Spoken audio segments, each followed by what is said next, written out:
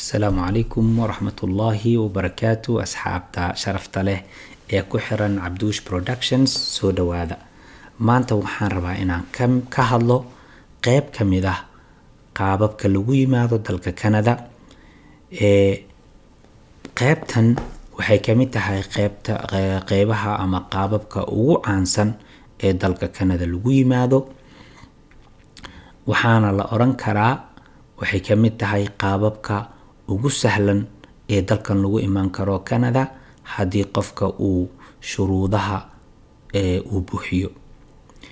Programkan waxaa la yiraahdaa Family Class Sponsorship. Dowladda Canada waxay ugu talagashay programkan in ay ku mideyso familada duruufaha ay kala geeyeen. Waxaana u yaalo siyaasadaas oo loogu talagalay in lagu soo dhaweeyo in ka badan 100,000 oo family class programka lagu keenayo sanad kasta. Su'aasha haddaba meesha taalo waxay tahay yaa lagu keeni karaa programkan ama yaa lagu soo sponsori karaa programkan family classka. Waxaa lagu soo sponsori karaa spouse-ka ama ninka ayaa naagtiisa ku keeni kara ama naagta ayaa ninkeeda ku keeni karta. Sidoo kale waxay keeni karaan caruurtooda ama dependent child, canug ayaga ay soo korsadeen ama ayaga ku tiirsan oo noloshooda ay ku xiran tahay.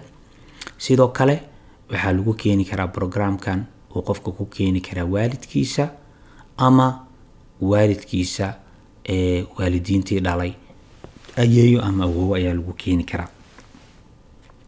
Haddaba maxay tahay waxyaabaha laga rabo qofka keenayo dadkan programkan lagu keeni karo?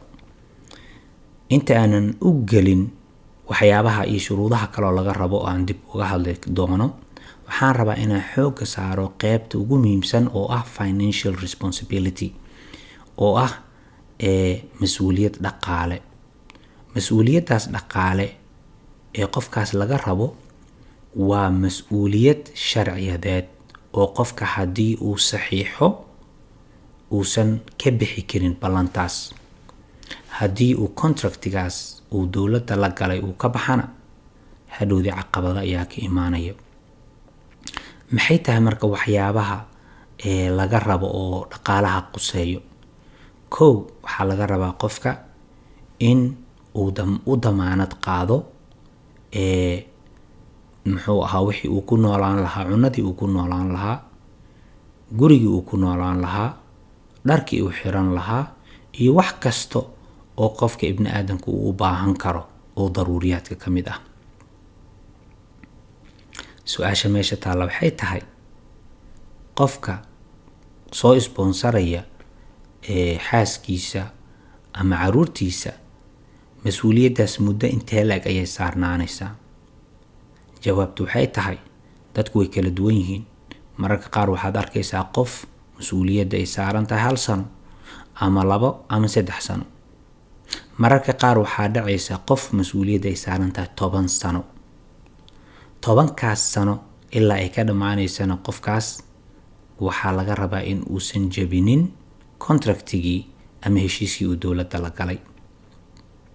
Xataa qofka haddii uu qaato jinsiyadda dalka Canada, maadaama weli waqtigii uusan u dhamaanin, weli mas'uuliyaddii waxay saaran tahay qofkii waxa soo sponsoray. Maxaa dhici kara marka haddii lacalla uu qofka ka soo bixi waayo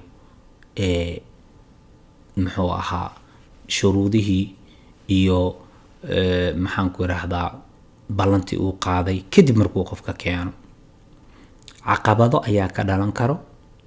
Caqabadahaasna waxaa ka mid ah in qofkaas ay ku adkaato mar kale inuu qof keeno.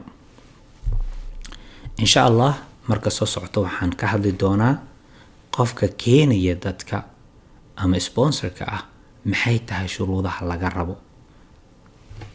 Shuruudahaas hadday ahaan lahayd mid dhaqaalo, hadday ahaan lahayd shuruudo kale oo guud oo ku saabsan xaaladda qofkaas waxa keenayo iyo waxyaabo kale oo ku saabsan programkan family class sponsorship-ka. caawa halkaas ayaan ku ekeenayaa. waxaan rajeynayaa inaad nala socon doontaan insha Allah mararka soo socdo. Assalaamu calaykum waraxmatullaahi wabarakaatuh.